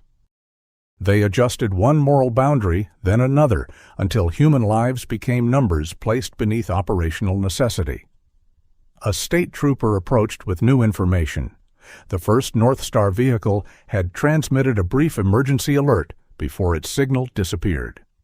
A driver's account, accessed through the company dispatch system, showed several failed outgoing calls. One message had reached voicemail. A man's voice could be heard saying that the convoy manager had taken the driver's phones. Another person shouted in the background. The recording ended with the words, "He tied Aaron up." The manager was almost certainly Cole Varden. The garage changed after that. Until then, the search had been an urgent law enforcement operation. Now it became a rescue. The state police commander assigned 2 tracked utility vehicles, 1 highway patrol SUV, the county ambulance, and a heavy recovery truck fitted with a snowblade. The regional hospital prepared an emergency intake team. A staging location was established at an agricultural cooperative 30 miles north. No helicopter would be coming. Wind speeds were already rising beyond safe flight limits, and the approaching snow wall would reduce visibility to almost nothing. Caleb folded his arms over the map. "We need someone who knows the old service road." No one answered. The county road supervisor had retired to Arizona. His replacement had only worked in Sterling Flats for 4 years. 2 volunteer drivers knew the southern approach, but neither had traveled the northern section since a bridge culvert was repaired. Caleb looked at Brady. Brady looked back. No. The word came before the request. Caleb's jaw tightened. "You haven't heard what I'm asking." "Yes, I have." "The convoy left the highway near Ralston Cut." "I know." "They may have followed the old mail route past Harker Field." "I know that, too." "Then you know the digital map is wrong." Brady pointed to the broken gray line. "That section floods every spring. The county raised the roadbed 15 years ago and moved it east." "How far?" 200 yards in some places, more near the creek." Caleb waited. Brady stepped away from the map. "Find someone else." "There may not be someone else." "That doesn't make me your answer." The garage noise continued around them, engines starting, chains being dragged across concrete, radios repeating weather warnings. No one openly watched, but Brady could feel the attention gathering at the edges. Caleb lowered his voice. "You know how snow builds along that road." "I said no." "You know which tree lines still exist and which ones were cut down." "No." "You know where the culverts are, where the ground drops, where a truck can turn without sinking." Brady's hand closed around the brass compass hanging from his coat. The metal was cold through his glove. Caleb saw the movement and stopped pressing. For one merciful second, Brady thought the conversation was over. Then Mara spoke from behind him. "You checked your medical bag this morning." Brady turned. Mara stood beside a stack of thermal blankets, wearing her navy medical coat and cream scarf. Her tortoiseshell glasses sat low on her nose. Snow had melted into dark spots along the shoulders of her coat. "I check equipment," Brady said. "You replaced the airway kit." "It was expired." "You filled the oxygen wrench pocket." "It was empty." You mark 3 routes on your paper map." Brady stared at her. Mara's expression held no triumph. That made the accusation harder to reject. Caleb looked between them. "You've already been preparing?" "I maintain my gear." "You hadn't opened that bag in 10 years, Mara said. Brady's voice sharpened. "You don't know what I do in my own house?" "No, but I know what you carried into Mercy Ridge, and I know what was missing when you came out." The wind struck the garage doors, making the metal panels shiver. Brady wanted to tell her that preparation was not agreement. A man could count bandages and inspect compass bearings without intending to use them. He could place everything in order simply because chaos had once taken too much from him. But the words sounded false before he spoke them. He had checked the weather at 4 that morning. He had sharpened 2 grease pencils for marking patients. He had unfolded the old topographic maps across his kitchen table and traced the northern service road beneath a work lamp. Some part of him had already begun the journey. It was the rest of him that remained behind, gripping the doorframe. "I am not going back onto that road," he said. Mara removed her glasses. "Your mother's road does not belong to the night she died." Brady's head lifted. "You don't get to tell me what that road belongs to." "No," Mara said, "but neither does your grief." The words landed without force, which was why they went so deep. Brady stepped closer. "I kept her breathing until there was nothing left in that machine." "I know." "I counted every minute after the power failed." "I know." "I heard the rescue radio say they were 3 miles away." Mara's eyes did not leave his. "And you have spent 10 years turning those 3 miles into a verdict." The garage seemed to recede. Brady saw the old house beneath snow. His mother propped against pillows because lying flat made the drowning sensation worse. The portable oxygen machine slowing when the backup battery weakened. Her fingers moving across his wrist, trying to comfort the son who was supposed to be comforting her. She needed a hospital, Mara said. Not courage, not better hands. A hospital, medication, continuous oxygen, a road that had not disappeared. Brady looked down at the compass in his fist. What difference does that make? It means you were not the broken part. Caleb turned away from the map. His face looked older than it had that morning. I was in the lead rescue truck, he said. Brady had not asked him to speak. For 10 years, Caleb had offered no details beyond what the official report contained. Road impassable, vehicle immobilized, visibility near zero. Now he continued. We reached the harrow ditch before the plow slid sideways. The recovery chain snapped. I thought we could walk the rest. Brady's gaze moved toward him. Caleb rubbed his thumb across the face of his old wristwatch. I made it 40 yards before I lost sight of the truck. 40 yards, Brady. I could still hear the engine, but I couldn't find my way back to it. So you turned around. I crawled. The admission stripped the memory of whatever heroic shape Brady had given it. Caleb had not been calmly waiting in a warm vehicle while Brady's mother died.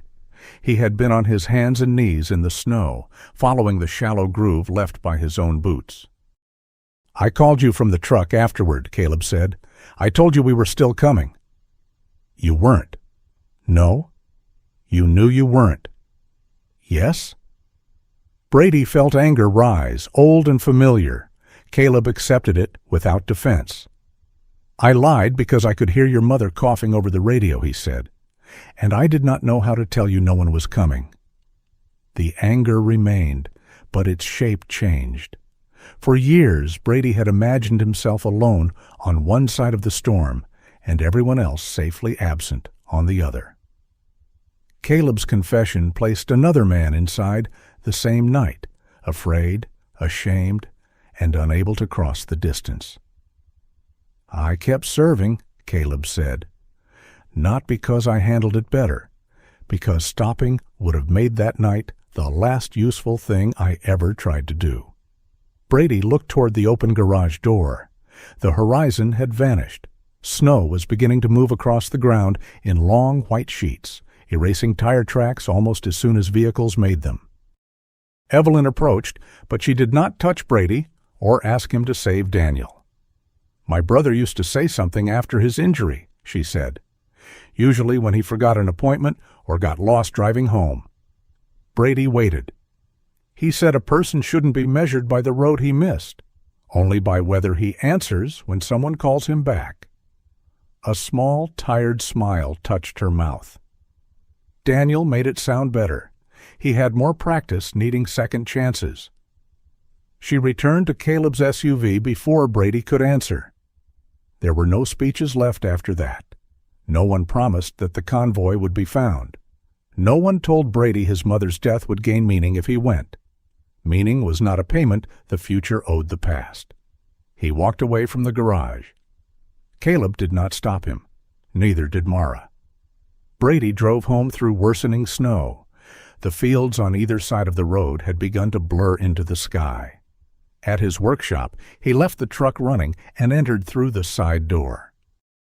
The locked cabinet stood behind his workbench. He opened it. His medical bag was already packed. Beside it lay the folded topographic map, 3 routes marked in grease pencil. The brass compass had left a round impression in the dust where it had rested for years. Brady changed into his slate blue rescue coat, pulled on charcoal snow pants, and secured the medical bag across his chest. He added spare gloves, chemical heat packs, airway supplies, and a compact oxygen kit. Before closing the cabinet, he saw his mother's Bible on the lower shelf. He did not take it. Not yet. At the county garage, the rescue vehicles were lining up when Brady returned. Caleb looked at him but said nothing. Brady spread the paper map over the hood. "The last tracker point is misleading," he said. "If they followed the old route, they would have hit the washed-out culvert. Varden would have taken the eastern farm road instead." "Can the convoy make it?" the state commander asked. "If they stayed on the raised section." "And if they didn't?" "They're already stuck." Brady marked 3 drift zones. "The first vehicle follows me. No one loses visual contact with the taillights ahead. If visibility drops below that, we stop before we become more people needing rescue." Caleb nodded. Only then did Brady realize Birdie was missing from the SUV. "Where is she?" Evelyn opened the rear passenger door. The seat appeared empty.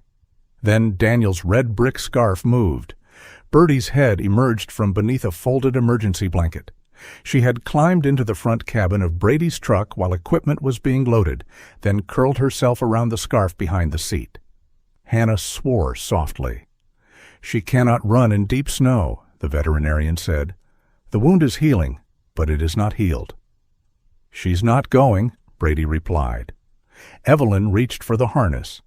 Birdie backed farther into the cab and braced her paws against the floor. They tried food, a leash, Evelyn's voice. Brady's voice. Birdie refused to move. The first heavy gust struck the garage, rattling every loose chain on the wall. A radio operator announced that the northern highway would close in 12 minutes. Caleb checked his watch. "We can leave her in the heated command office," he said. Birdie began shaking when Evelyn pulled gently at the harness, not from the wound, from the separation. The scarf remained trapped beneath her front paws. Brady looked toward the whitening road, then back at the dog. "She stays in my cabin," he said. "Harness secured, door locked. She does not get out under any condition." Hannah pointed a finger at him. "If she tears that wound open, you answer to me before you answer to God." "That hierarchy seems reasonable." It was not quite a joke, but it gave Evelyn enough breath to smile. Brady climbed behind the wheel. Birdie settled on the passenger side, Daniel's scarf beneath her chest.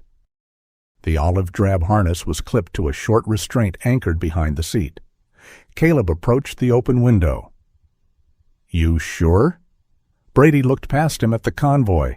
State police, county ambulance, tracked rescue vehicle, recovery truck. Men and women waiting for direction. Somewhere beyond the storm, patients were being moved through a landscape that no longer respected roads. "No," Brady said. Caleb waited. Brady placed the brass compass on the dashboard. "But you won't find that route without someone who knows where the snow buries it first." The garage doors opened fully. Wind rushed inside, carrying the white emptiness of the plains with it. Brady shifted the truck into gear. This time, when the road called him back, he answered. The road disappeared 18 minutes after the convoy left the county garage. Not beneath snow. It disappeared from certainty. At first, Brady could still distinguish the raised crown of the service route from the fields beside it. Fence posts emerged at regular intervals on his left. A line of bare cottonwoods stood to the east, their branches bent permanently by years of prairie wind. Then the storm closed its hand. Snow struck the windshield in flat white sheets. The beams from Brady's truck reflected back at him, turning the world beyond the hood into a wall of moving light. The state police vehicle behind him became two blurred headlamps. Everything beyond those lights ceased to exist. Birdie lay secured in the passenger footwell, Daniel's red brick scarf beneath her chest. Her body was tense, but she did not whine. Every few seconds, her darker right ear turned toward the radio. Brady lowered his speed to 12 miles an hour. "Convoy, Lawson," he said. "Close spacing to 4 vehicle lengths. Keep the rear lamps ahead in sight, but leave room for a sudden stop." The state commander confirmed the instruction, then repeated it over the official channel. Brady supplied the terrain. The commander gave the orders. That division remained important. Caleb's voice followed from the second vehicle. "Visibility 30 yards and dropping." "Watch the snow," Brady replied. "Not just the road." A pause. "Explain." "Loose snow is moving right to left. When it starts lifting straight toward the windshield, we're passing the open drainage cut. Road bends east 10 seconds after that." Caleb did not question him. The wind changed. Snow rose directly ahead. Brady counted beneath his breath, then turned gently right. The truck's tires climbed the raised section of road instead of continuing into the buried ditch. Behind him, each vehicle followed the red lamps through the same invisible bend. The brass compass on the dashboard trembled with the truck's vibration. Its face glowed faintly beneath the instrument lights. The digital map showed them driving across an empty field. "Technology objects to our route," Caleb said over the radio. "It can file a complaint when we get back." The reply drew one short laugh from someone in the recovery truck. It vanished quickly, but the sound eased the channel for half a mile. Brady kept one hand loose on the wheel. He watched for what remained when landmarks disappeared. The tilt of the road beneath the tires, the direction snow curled around fence posts, the darker shapes of windbreak trees. The prairie offered no mercy, but it did leave clues. A warning burst over the radio. "County ambulance sliding." Headlights swung sideways in Brady's mirror. He stopped gradually and ordered the convoy to hold position. The county ambulance had drifted off the roadbed, its right wheels sinking into loose snow along the shoulder. The vehicle leaned at a dangerous angle toward the drainage ditch. The tracked rescue unit moved forward to stabilize it. Brady clipped Birdie's restraint to a second anchor before leaving the truck. "Stay." Birdie watched him through the open door, her front paw pressed against Daniel's scarf. Brady shut the door and crossed the short distance through waist-driven snow, following the safety rope stretched between vehicles. A young rescue technician named Eli Warren had climbed out of the ambulance to attach a recovery line. By the time Brady reached him, Eli was kneeling beside the rear wheel, fumbling with the metal hook. His gloves were coated in ice. "Inside," Brady ordered. "I've almost got it." "You no longer know whether you've almost got it." Eli looked up. His face was waxy around the mouth. His speech had begun to slow. Brady took him by the harness and guided him toward the tracked vehicle. Eli resisted for 2 steps, then allowed himself to be moved. Inside the heated compartment, Brady removed the man's wet outer gloves and checked circulation. Eli's fingers were stiff, but still responsive. His shivering had become violent. "Lena, this is Lawson," Brady called through the medical channel. "Rescue technician, early cold stress progressing toward hypothermia. Alert, slowed coordination, strong shivering." Dr. Lena Ortiz answered through static. "Remove wet layers, insulate trunk and neck, warm packs to chest and underarms, no direct heat to extremities. Monitor mental status." Brady followed the guidance while another technician brought dry blankets. Eli attempted a grin. "I can still work." "You tried to fasten the tow hook upside down." "It has 2 sides." "Only one of them saves the ambulance." The technician gave a weak laugh, then closed his eyes. Brady tapped his shoulder. "Keep them open." Outside, the recovery team anchored the ambulance to the tracked vehicle and slowly pulled it back onto the raised road. No one rushed. Speed in a whiteout was merely another way to become lost. After 12 minutes, the convoy moved again. They found the first North Star vehicle near a stand of dead cottonwoods. Its rear lights were dark. Snow had already climbed halfway up the tires. The front passenger door stood open, filling the cab with powder. State officers approached with weapons ready while the rescue team checked the rear compartment. 2 patients were inside. One was an elderly man wrapped in a thin facility blanket. The other was a woman with an oxygen cannula connected to an empty portable cylinder. Both were conscious, though barely. The driver lay on the floor between the front seats, his wrists bound with plastic restraints. Caleb cut him free. The man's name was Aaron Beck. He looked younger than Brady had expected, perhaps 30, with frost crusted in a dark beard and a swelling above one eye. "Varden took the phones," Aaron said after warm oxygen and blankets restored enough strength for speech. "I told him the road was closing. He hit me, tied me up, and moved the other patients into the last 2 vans." "Why leave these 2?" Ruth asked through the radio link. "Couldn't move them fast enough. Said someone would find them." Brady looked at the empty oxygen cylinder. Varden had not believed that. He had merely found the lives inconvenient to carry. Aaron said the second vehicle had continued toward the rail spur. The final van carried Cole Varden, Daniel, and the most medically fragile patients. Varden also had the paper transfer records and the driver's confiscated phones. "Did they mention a destination?" Caleb asked. "Rail house, something near the old water tower." Walter's description. The convoy transferred the 2 patients into the county ambulance, secured Aaron in the heated rescue vehicle, and continued north. The storm deepened. At several points, Brady stopped because movement had become more dangerous than waiting. He stepped out on the safety line and used a fiberglass probe to locate the road edge beneath the snow.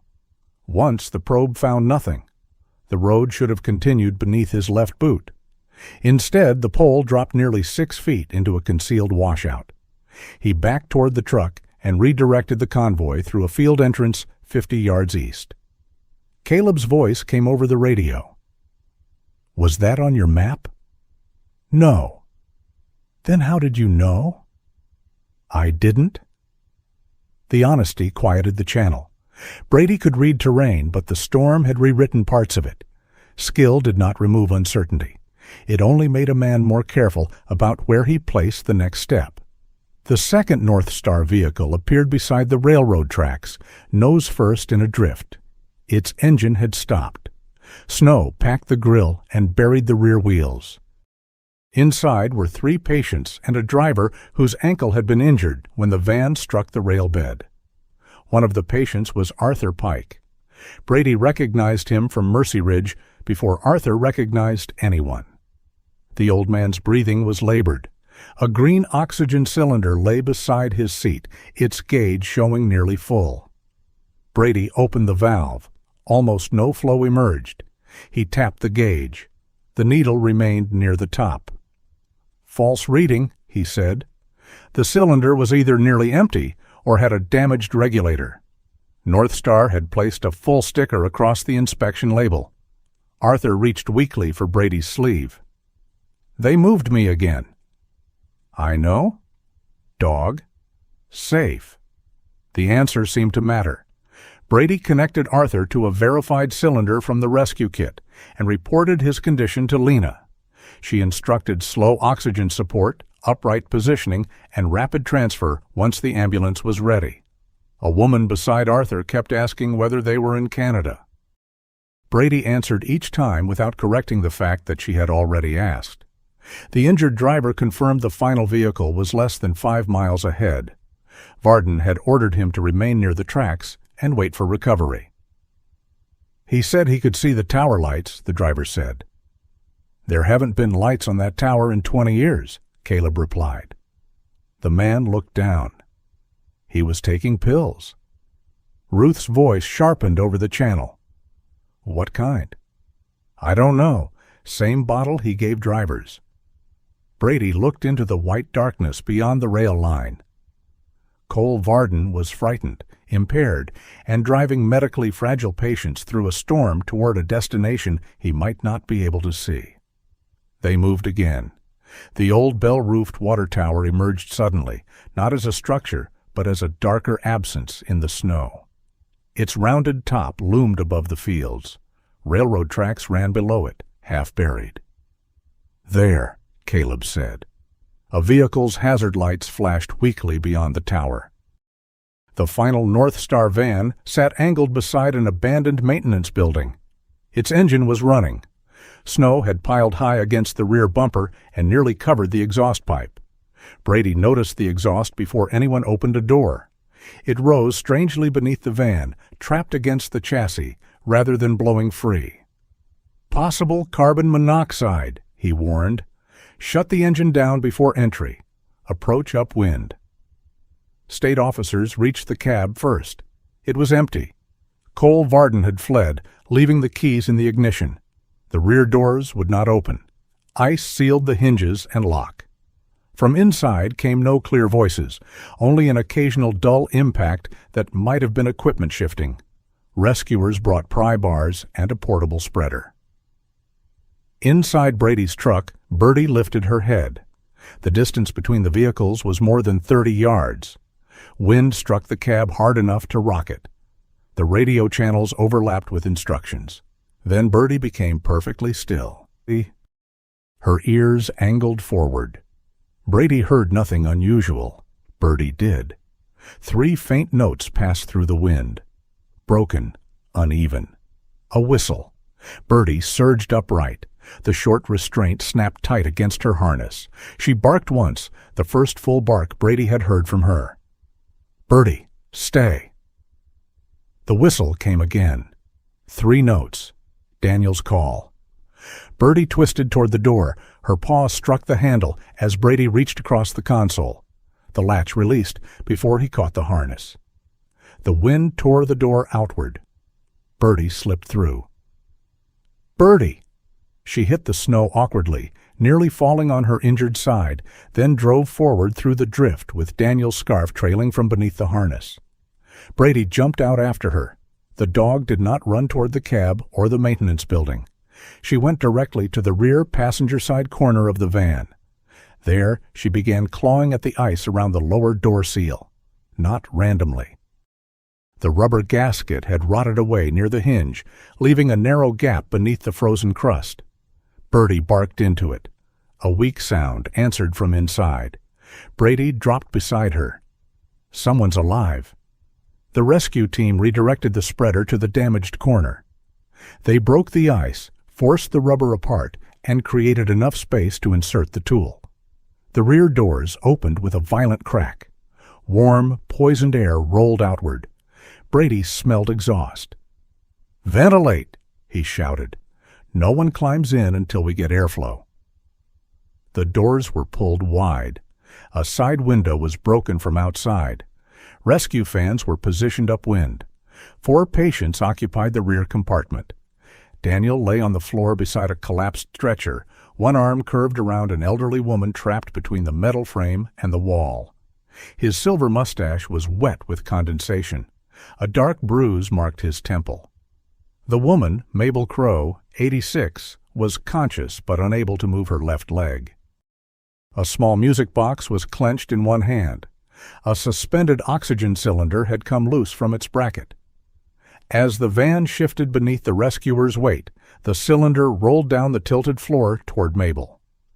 Birdie squeezed past Brady before anyone could catch her. She seized the edge of the blanket around Mabel's shoulders and pulled backward. The movement dragged the woman only several inches, but it was enough. The cylinder struck the floor where her ribs had been and slammed into the opposite wall. "Get the dog out!" Caleb shouted. Brady caught Birdie's harness and handed her back to a rescuer. "Secure her in my cab." Birdie fought the leash until Daniel made a faint sound. Then she froze. Brady turned toward him. "Daniel, can you hear me?" Daniel's eyes opened halfway. "Bird?" "She's here." Daniel's lips moved in something that might have been relief. Brady assessed the compartment rapidly. Headache, confusion, nausea, weakness, consistent with carbon monoxide exposure, though the conditions and possible trauma complicated everything. 4 patients, he reported to Lena. Prolonged running engine, blocked exhaust, damaged rear seal, suspected carbon monoxide exposure, 1 possible lower extremity or pelvic injury, 1 altered male with head trauma, 2 reduced responsiveness. "High-flow oxygen for all if available," Lena answered. "Minimize time in the contaminated space. Remove by medical priority. Protect cervical spine where indicated." Brady assigned tasks through Caleb, who relayed them to the official team. Mabel came out first after rescuers stabilized the stretcher frame and protected her spine.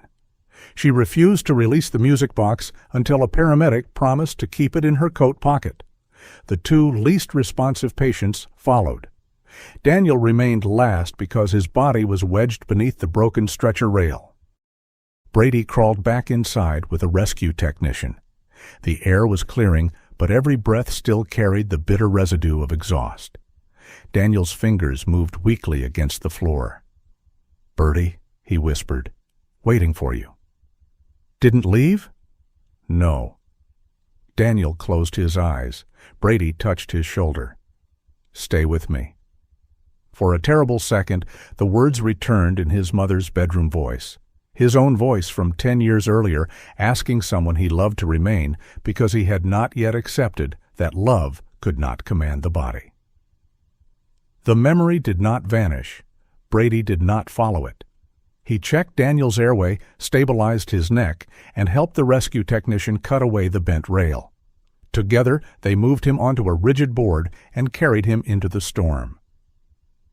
Birdie saw him from Brady's cab. She threw herself against the window. Once Daniel was secured inside the county ambulance, Brady allowed Birdie to approach on a short leash. The dog climbed only far enough to place her front paws beside the stretcher. Daniel opened his eyes. Birdie pressed her head against the center of his chest. Her whole body trembled, but she did not pull away when the ambulance siren activated. Daniel's hand rose a few inches. His fingers settled against the golden marking beneath her left eye. "There you are," he breathed. Brady stood at the open ambulance doors while red and blue lights dissolved into the white air around them. On this same road, 10 years earlier, he had knelt beside his mother with no ambulance arriving, no oxygen remaining, and no hands coming through the storm to help his own. The old night remained where it had always been. Nothing done here could rewrite it. But Mabel was breathing beneath warm blankets. Arthur had real oxygen. Daniel's hand rested in Birdie's fur. The abandoned patients were being counted by name rather than as entries on a ledger. Brady looked across the rescue scene. "No one leaves until every vehicle is checked," he told Caleb. Caleb nodded. "Every person accounted for." The words moved through the radio network. 1 vehicle at a time, 1 patient at a time, the convoy turned south. Behind them, the bell-shaped water tower disappeared into the storm. Ahead, faint through the snow, the taillights remained visible. No one was left alone on the road. Spring did not arrive all at once in Sterling Flats. It began with darker roads. Snowbanks shrank away from fence lines. Roofs dripped in the afternoon and froze again by dusk. The fields remained white for weeks, but the wind no longer sounded as if it were trying to tear the county loose from the earth. By then, North Star Patient Transit no longer existed except in evidence rooms, court filings, and the memories of people who woke at night unsure which facility they were in. The records recovered from the final van gave Ruth Mercer what the investigation had lacked: original transfer orders, confiscated phones, handwritten route changes, and lists matching the MR6 designations found in the warehouse.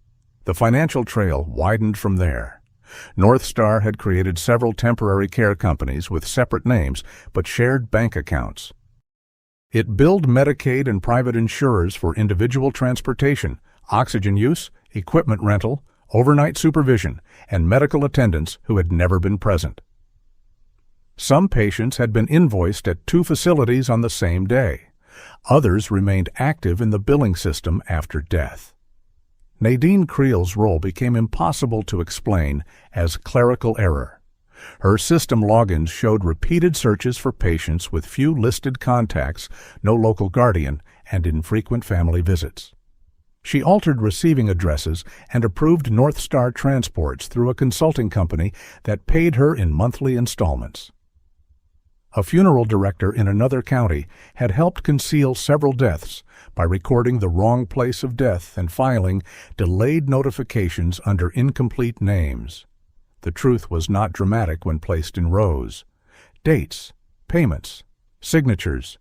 The machinery of cruelty rarely looked like cruelty on paper. It looked organized. State teams searched the remaining North Star properties. Patients were found in 2 farmhouses, an abandoned assisted living wing, and a former hunting lodge near the border. Some returned to families who had spent months calling the wrong numbers. Others had no family left, but they were finally given legal advocates and real care. For those who had died, Ruth's team restored names to records that had reduced them to account numbers. Mara said that mattered. "A grave should not have to guess who it is holding," she told Brady. Cole Varden was arrested 2 days after the storm in a roadside cabin 20 miles west of the border.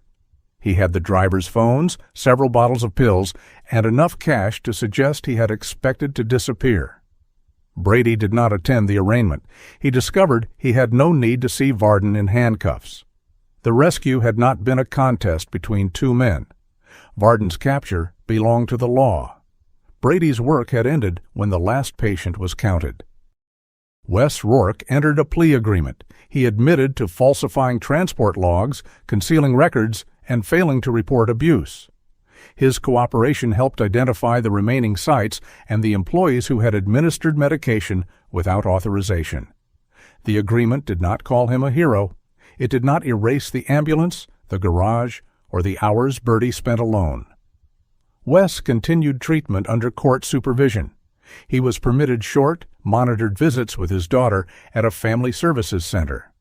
On the first visit, he brought no promises, only a board game she had liked when she was younger and an apology he did not ask her to accept immediately. Brady heard this from Caleb and was glad the story had not ended with forgiveness. Forgiveness offered too quickly was often just another way to make the injured person carry everyone else's comfort. Daniel Price spent 5 weeks in the regional hospital. Carbon monoxide exposure had worsened his confusion, and the injury to his temple required close observation, but he survived without permanent respiratory damage. His left hand remained weak for a time, and fatigue could steal whole afternoons from him. Birdie visited as soon as Hannah judged the dog's flank sufficiently healed. The reunion happened without reporters or officers. Evelyn brought Birdie through the rehabilitation room door on a slate-blue leash. Daniel sat in a wheelchair near the window, wearing a charcoal cardigan over a cream shirt. His silver mustache had been trimmed, and the bruise at his temple had faded to yellow. He looked smaller than he had in the patient photograph. Birdie stopped at the doorway. Daniel raised 2 fingers to his lips. The whistle came out uneven. 3 soft notes. Birdie crossed the room so quickly that Evelyn nearly lost the leash. She pressed her head against Daniel's knees, then lifted her front paws carefully onto the edge of the wheelchair. Daniel lowered his good hand into the fur behind her ears. "There you are," he said. Brady stood near the wall. He had told himself he was there only because Birdie had been living at his workshop during Daniel's recovery. Someone had to drive her. Someone had to explain her medication schedule. But when Birdie closed her eyes beneath Daniel's hand, Brady felt the quiet certainty of a door closing. Birdie belonged to Daniel. That was not a tragedy. It was the answer they had been trying to find. Daniel looked toward Brady. "You kept her safe." "She did some of the work." "She always does." Birdie remained beside the wheelchair for the entire visit. She barely looked at Brady. He returned to the workshop alone. The quiet felt different from the quiet before Birdie. Not peaceful, not unbearable, simply occupied by an absence that had acquired a shape. Her water bowl stood near the workbench. A few wheat gold hairs clung to the passenger seat of his truck.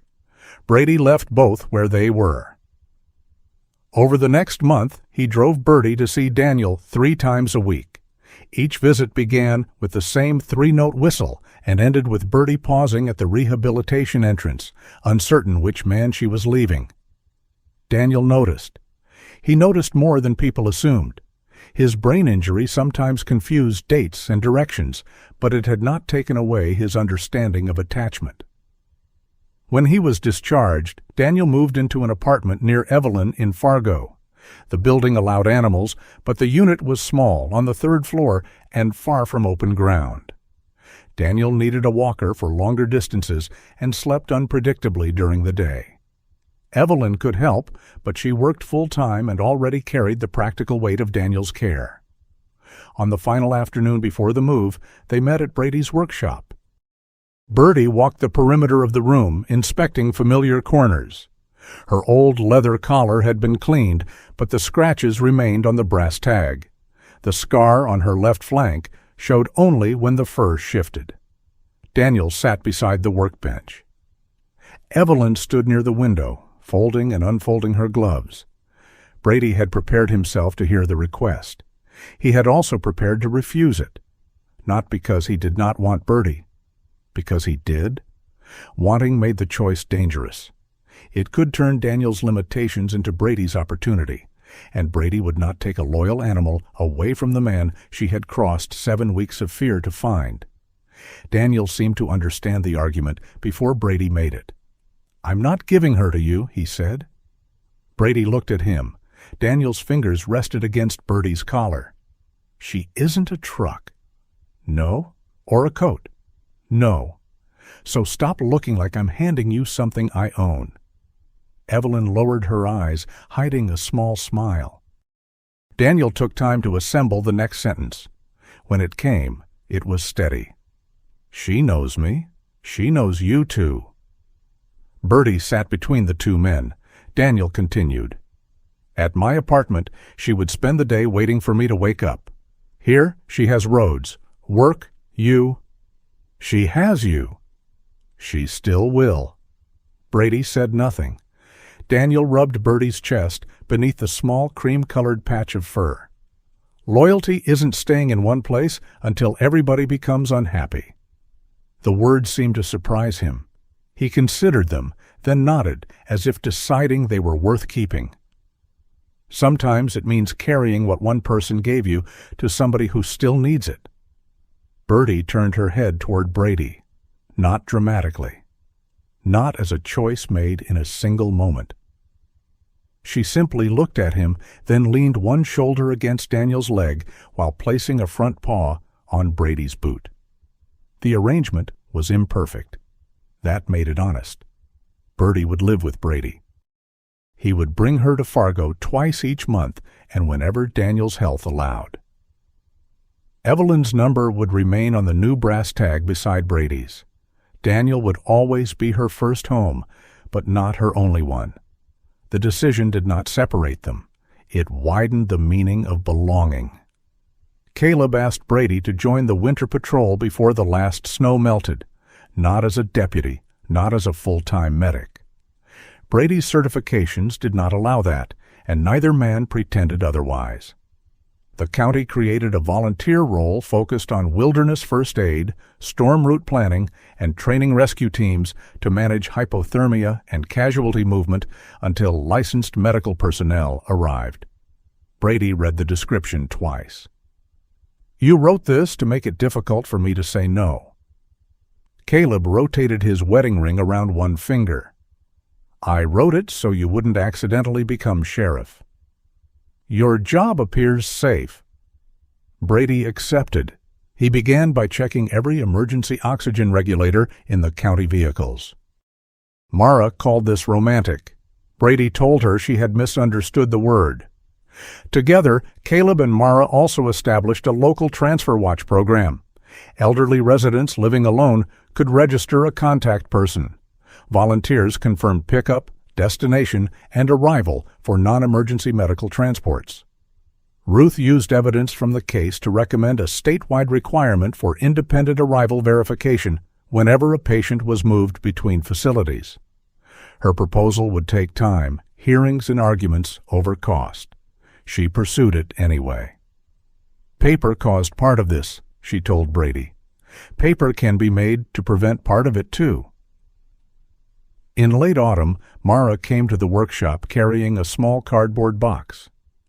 Brady recognized it before she opened the lid. His mother's Bible lay inside. The leather cover had softened with age. Several paper markers protruded from the pages. Brady had believed it remained in the locked cabinet at home until Mara explained that the book there was his father's. "I took this one after the funeral," she said. "You told me to clear the bedside table."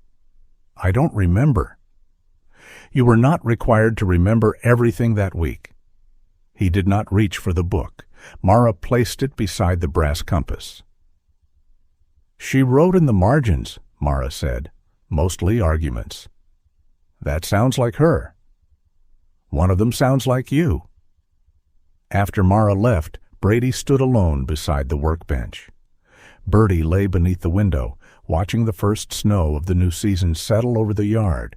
He opened the Bible at the marked page. His mother's handwriting leaned slightly uphill, as if every sentence were resisting gravity. Pain is not always taken from us. Sometimes it is made strong enough to carry someone home. Brady read the line twice. He did not know whether his mother had written it as certainty, hope, or a reminder to herself on a bad day. Faith, he was beginning to understand, did not always speak in answers. Sometimes it left directions. He placed the compass on the open page. Months later, on a morning of light snow, Brady sat behind the wheel of a county patrol truck. His slate blue rescue coat hung open over a cream Henley. The medical bag rested behind the seat, inspected and fully stocked. Birdie lay on the passenger side, her old red-brown collar fitted with a second brass tag bearing Brady's number and Evelyn's. A county ambulance approached from the opposite direction.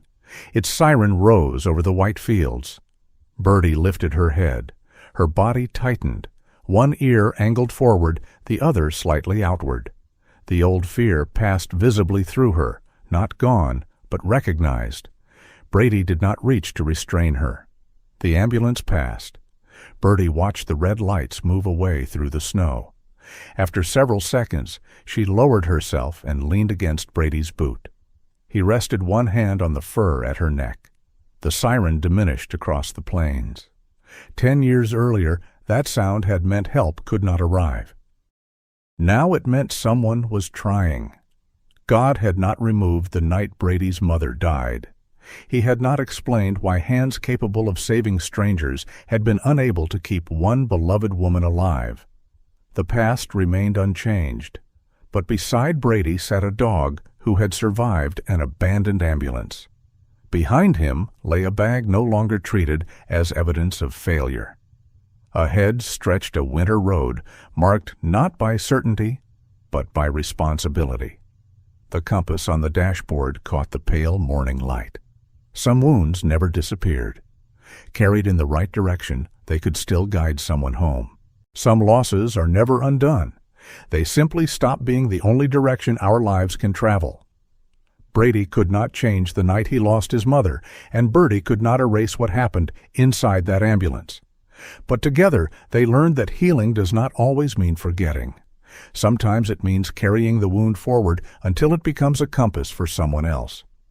Perhaps there is a road in your own life you have been afraid to return to. May God give you the courage to take one honest step toward it, and may peace meet you there.